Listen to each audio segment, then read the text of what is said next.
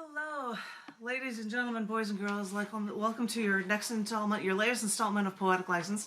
I don't know if you guys can see it on my stupid, silly little piece of paper here in this Zoom meeting. Poetic License is normally at Recycled Reads, but right now I figured I'll just put it through library books and make it feel like Lorna has, feel like I'm in a library space. Normally we do rounds of 3 poems, and so far on the list I've got Trav, Lorna, Louise, and Tom. I'm trying to write things so that people can be able to see them. I don't know if it works, but I'll try. But I thought I would first write 3 things from a brand new poem book release on that cc&d magazine. I don't know if Tom will remember this title as one of his yes or no poems that was called Death Waits Outside. And when I happen to be going into an HEB and I see all these thank you for socially distancing and one of them is right in front of a wall, I thought that's so ironically hysterical. You just stand there and wait and face a wall, right? So I had to use that for and do something for the times, right? So I was going to read 3 events poems. Just see what we've got here for you. Why not do this one?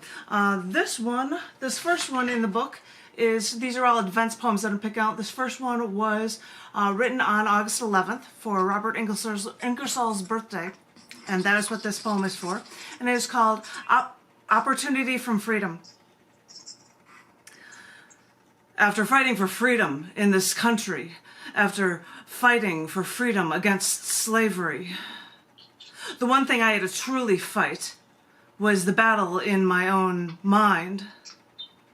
When I learned to finally think for myself, I was no longer a servant, a serf, or a slave, and that nature guided me and this world, not the ghosts and gods of myths.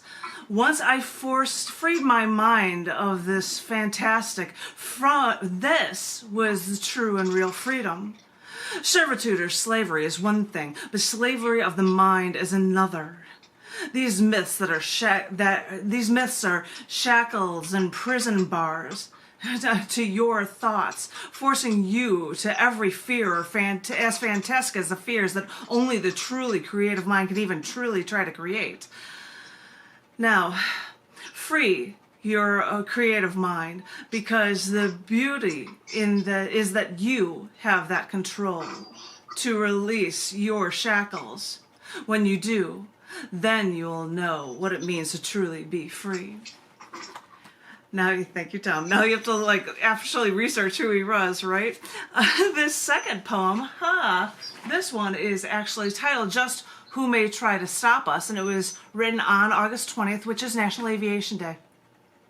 And if I've got a little time, I might do a haiku for National Aviation Day for you guys too. But this one is called Just Who May Try to Stop Us. Recent plane crashes have caused many countries to ban the use of one model airplane. We had a flight planned, made sure that it wasn't canceled because of the flight's scheduled plane.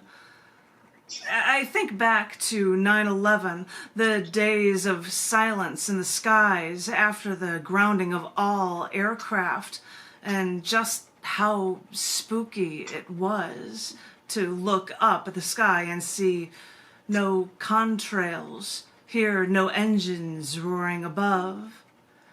Because it doesn't matter who may try to stop us, flight is in our blood.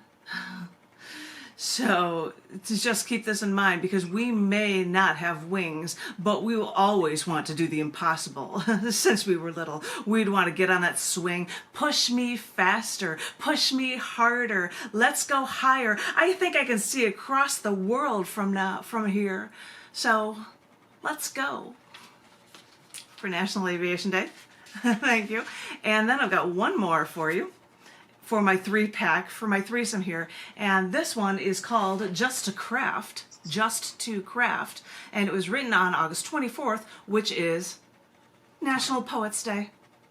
I thought your reactions, I thought I would do that one for the last one for you. This is called Just to Craft.